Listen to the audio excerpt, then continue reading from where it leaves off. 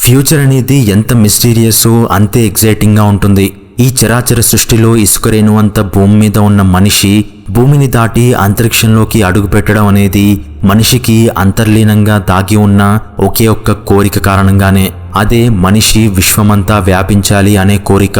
ఆ కోరిక కారణంగానే మనిషికి తిండి, నిద్ర, పని, ఉండడానికి ఇల్లు ఇవన్నీ సరిపోయినా కూడా అంతకుమించి ఇంకా ఏదో కావాలి, ఎక్కడికో వెళ్ళాలి అనే కోరిక కారణంగానే అని చెప్పుకోవచ్చు. ఈ కోరికతో పాటు మనిషికి భవిష్యత్తులో ఏం జరుగుతుంది అనే భయం, ఎగ్జైట్మెంట్, ప్లానింగ్ ఎప్పుడూ ఉంటుంది. నిజానికి ఈ వీడియో చూస్తున్న ప్రతి ఒక్కరూ ఫ్యూచర్ ని మైండ్ లో పెట్టుకుని ఈ రోజుని గడిపేస్తూ ఉంటారు. అలాంటిది మానవ జాతి కొన్ని వేల సంవత్సరాల తర్వాత, అంటే 10,000 సంవత్సరాల తర్వాత ఎలా దాని మనుగడను కొనసాగిస్తుంది అని ఊహించుకుంటేనే అప్పటికి మనం బ్రతికి ఉండం అనే ఆలోచన వస్తుంది. కానీ మానవ జాతి ఎక్కడో సముద్రం నుండి భూమి మీదకు వచ్చి భూమిని నింపేసి ఇప్పుడు అంతరిక్షంలోకి అడుగుపెట్టింది. అంటే హ్యుమానిటీ మొత్తం విశ్వాన్ని ఆక్రమించుకోబోతుంది అని మనం ఖచ్చితంగా చెప్పొచ్చు. అది 10,000 సంవత్సరాల తర్వాత మానవ జాతి మనం ఊహించలేని అడ్వాన్స్డ్ సివిలైజేషన్ గా ఎదుగుతుంది. అది ఎంతలా అంటే మన పాలపుంతను 30% మనుషులే ఆక్రమిస్తారు. అంటే దాదాపు 10 లక్షల నక్షత్రాలను ఆక్రమించి అందులోని గ్రహాలలో నివాసం ఏర్పరచుకుంటారు. అప్పటికి మనిషి శరీరం శూన్యానికి అలవాటు పడడానికి, అలాగే మనిషి మరణాన్ని జయించడానికి సింథటిక్ హ్యూమన్ బాడీస్ ని తయారు చేసుకుంటారు. ఈ శరీరాలతో విశ్వాంతరాల్లోకి ప్రయాణం చేస్తారు. అప్పటికి సొంతంగా ఆలోచించే ఆర్టిఫిషియల్ ఇంటెలిజెన్స్ ఉన్న స్పేస్ షిప్లు గెలాక్సీలో తిరుగుతూ ఉంటాయి. ప్రతి స్పేస్ షిప్ లో కొన్ని వేల ఫెర్టిలైజ్డ్ హ్యూమన్ ఎగ్స్ ఉంటాయి. ఇవన్నీ గెలాక్సీలోని గ్రహాలలో మనుషుల జనాభాను పెంచుతాయి. మనిషితో పాటు భూమి మీద ఉండే ప్రతి వృక్ష జంతు జాతి కూడా మనిషితో పాటే అంతరిక్షంలో ప్రయాణం చేస్తుంది. ఎందుకంటే మనిషి ఎంత ఎత్తుకు ఎదిగినా సరే భూమిని, ప్రకృతిని ఎప్పటికీ వదలలేడు. అలాగే అప్పటికి అంతరిక్షంలో రింగ్ సిటీస్ అనేవి కొన్ని గ్రహాల చుట్టూ తిరుగుతూ ఉంటాయి. ఈ రింగ్ సిటీస్ అనేవి మెటల్ స్ట్రక్చర్ తో, పూర్తిగా బిల్డింగ్స్ తో, అందులో రాత్రి పగలు ఉండేలా ఒక అడ్వాన్స్డ్ ఆర్టిఫిషియల్ ప్లానెట్ లా ఉంటుంది. అప్పటికి నానో టెక్నాలజీతో, జెనెటిక్ ఇంజనీరింగ్ తో తయారైన ఫుడ్ తో ఎక్కువ కాలం మనుషులు మనుగడలో ఉండేలా తయారు చేస్తారు. ఈ రింగ్ సిటీస్ లోనే స్పేస్ షిప్ల ప్రొడక్షన్ జరుగుతుంది. అలాగే అప్పటికి ఎన్నో కోట్ల ఏలియన్ జంతు జాతులను మనుషులు కనుక్కుంటారు. అండ్ కొన్ని ఇంటెలిజెంట్ ఏలియన్ సివిలైజేషన్లను కూడా కనుక్కుంటారు. అలాగే కొన్ని ఏలియన్ ప్రపంచాలలో పురాతన నాగరికతలను కూడా కనుక్కుంటారు. కానీ ఆ ఏలియన్ సివిలైజేషన్లు మనం అక్కడికి చేరుకునే లోపు తమకు తాముగా అంతరించిపోయి ఉంటాయి. కొన్ని ఏలియన్ సివిలైజేషన్లు కాస్మిక్ ఈవెంట్స్ వల్ల నామరూపాలు లేకుండా పోతాయి. కానీ కొన్ని ఏలియన్ జాతులు వాటి నక్షత్రాలు పేలిపోతుంటే ఆ నక్షత్రం నుండి తప్పించుకుని బయటపడతాయి. అప్పటికి చాలా గ్రహాలలో చెట్లు, గాలి, జీవం ఉండడాన్ని మనుషులు గుర్తిస్తారు. అండ్ అప్పటికే ఎన్నో జంతు జాతులు కూడా అంతరించిపోయి ఉంటాయి. దానికోసం వాటన్నిటిని డాక్యుమెంట్ రూపంలో భద్రపరుస్తారు. అందులో ఎన్నో వింత జంతు జాతులు మనుషులు ఎప్పుడూ ఊహించనివి కూడా ఉంటాయి. అండ్ 10,000 సంవత్సరాల తర్వాత మనుషులు మరణాన్ని జయిస్తారు. అంటే వాళ్ళ కాన్షియస్నెస్ ని ఎలక్ట్రానిక్ డివైజెస్ లో స్టోర్ చేసుకుంటారు. దాంతో ముందుగా తయారు చేసుకున్న సింథటిక్ బాడీలోకి అప్లోడ్ చేసి బ్రతుకుతారు. లేకపోతే అప్పటికే మెటావర్స్ కన్నా అడ్వాన్స్డ్ హైపర్ రియలిస్టిక్ సిమ్యులేషన్ ప్రపంచంలో బ్రతికేస్తూ ఉంటారు. ఎందుకంటే అప్పటికి కొందరు మనుషులు భౌతిక ప్రపంచానికి అతీతంగా బ్రతకాలి అనుకుంటారు. అండ్ అప్పటికి మనిషికి యూనివర్స్ ని ఎక్స్ప్లోర్ చేయాలి అనే ఆశ అలాగే ఉంటుంది.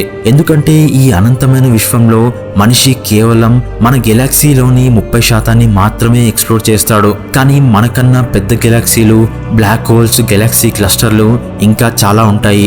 వాటిలో ఏముంటుందో తెలుసుకోవడానికి అప్పటికి సైంటిస్టులు ఒక సెల్ఫ్ రిప్లికేటింగ్ స్పేస్ క్రాఫ్ట్ ని డీప్ స్పేస్ లోకి పంపిస్తారు. ఈ స్పేస్ క్రాఫ్ట్స్ అనేవి ఏలియన్ ప్లానెట్స్ తో పాటు వాటి మూన్స్ పైకి కూడా వెళ్లి అన్వేషిస్తాయి. ఎందుకంటే వాటి మూన్స్ పై లో గ్రావిటీ ఉంటుంది కాబట్టి ఈజీగా ఎంటర్ అవ్వగలుగుతాయి. అలాగే వాటి గ్రహాలపై ఎలాంటి ఏలియన్ సివిలైజేషన్ ఉన్నా సరే వాటిని దూరం నుండి గమనించి మనుషులకు ఇన్ఫర్మేషన్ ఇస్తాయి. అలాగే ప్రతి స్పేస్ క్రాఫ్ట్ సోలార్ ఎనర్జీతో పాటు కంప్యూట్రోనియం అనే ఒక మ్యాటర్ తో పనిచేస్తుంది.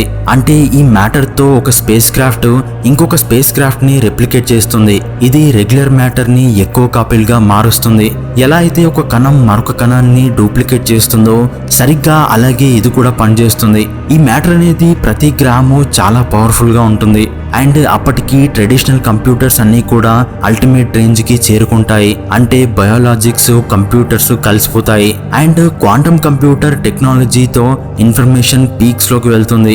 అండ్ అప్పటికి థియరీ ఆఫ్ ఎవ్రీథింగ్ ని ఎవరో ఒకరు ఖచ్చితంగా ప్రూవ్ చేస్తారు.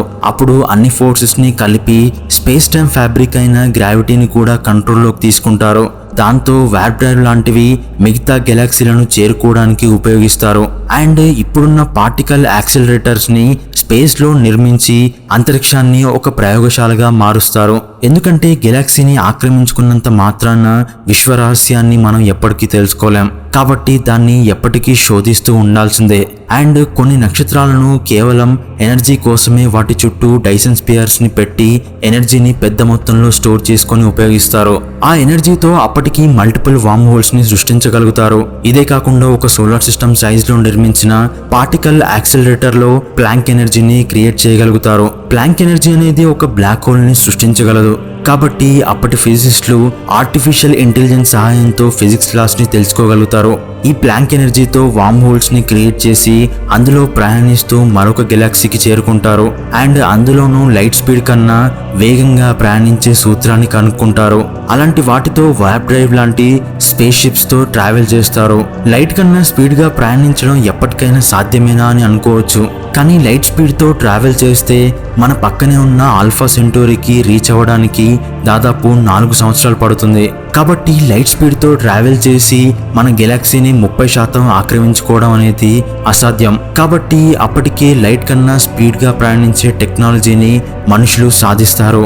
అండ్ అప్పుడప్పుడే మానవ జాతి టైప్ 3 సివిలైజేషన్ గా మారడానికి అడుగులు వేస్తుంది. అంటే మన గెలాక్సీలోని మొత్తం ఎనర్జీని కంట్రోల్ చేయడానికి వార్మ్ హోల్స్ ద్వారా మిల్కీవే గెలాక్సీ మధ్యలో ఉన్న సెజిటేరియస్ బ్లాక్ హోల్ ని చేరుకొని బ్లాక్ హోల్ ని కంట్రోల్ చేసే పనిలో ఉంటారు. అలాగే అదే బ్లాక్ హోల్స్ ని స్పేస్ షిప్స్ ఫాస్ట్ గా వెళ్ళడానికి ఉపయోగిస్తారు. అవే బ్లాక్ హోల్ స్పేస్ షిప్స్. అంటే కొంత ఎనర్జీని మనం బ్లాక్ హోల్ డిస్క్ లోకి పంపిస్తే అది బ్లాక్ హోల్ చుట్టూ తిరిగి ఎక్కువ ఫోర్స్ తో ఇంకా ఎక్కువ ఎనర్జీతో వస్తుంది. అప్పుడు ఆ ఎనర్జీ స్పేస్ షిప్ ని ముందుకు నెడుతుంది. అలా బ్లాక్ హోల్ స్పేస్ షిప్స్ కూడా ఒకానొక టైంలో ఎమర్జెన్సీ ఎనర్జీ సోర్స్ గా ఉపయోగించుకుంటారు. అలాగే అప్పటికి గ్రావిటేషనల్ వేవ్స్ ని మనిషి తన కంట్రోల్లోకి తీసుకుంటాడు. కాబట్టి ఇన్ఫర్మేషన్ ని గ్రావిటేషనల్ వేవ్స్ ద్వారా పంపే ఛాన్స్ ఉంది. అండ్ ఇంకొక ఇంట్రెస్టింగ్ థింగ్ ఏంటి అంటే మన గెలాక్సీని కంట్రోల్ చేసే స్థాయికి ఎదగడం కోసం మనిషి ఒక ప్లానెట్ సైజ్ లో ఉండే కంప్యూటర్ ని తయారు చేస్తాడు. దానికోసం గ్రహ శకలాలనే ఉపయోగిస్తాడు. అలాంటి కంప్యూటర్లను గెలాక్సీలో అక్కడక్కడ నిర్మించి ఒక నెట్వర్క్ లాగా మారుస్తారు. అప్పుడు ఆ ప్లానెట్ సైజ్ కంప్యూటర్స్ అన్నిటినీ కలిపి మనుషులు మన పూర్తి గెలాక్సీని కంట్రోల్ చేయగలుగుతారు. సో ఇదంతా వినడానికి ఎగ్జాజరేషన్ లా అనిపించవచ్చు.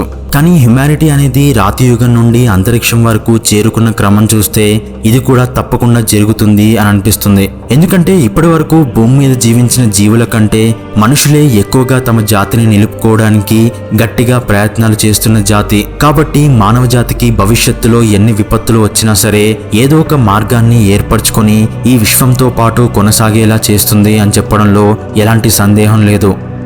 సో ఇది ఈ వీడియోలోని ఇన్ఫర్మేషన్. వీడియో నచ్చితే లైక్ చేసి మన ఛానల్ని సపోర్ట్ చేయండి. అలాగే దీనిపై మీరేమనుకుంటున్నారు అనేది కింద కామెంట్ రూపంలో నాకు తెలియజేయండి. అండ్ పర్సనల్గా మీ నాలెడ్జ్ని పెంచుకోవడానికి ఇప్పుడే డిస్క్రిప్షన్లో ఉన్న లింక్ని క్లిక్ చేసి ఎల్లో క్లాస్ని డౌన్లోడ్ చేసి కొత్త విషయాలను నేర్చుకోవడానికి ట్రై చేయండి. And thanks for watching.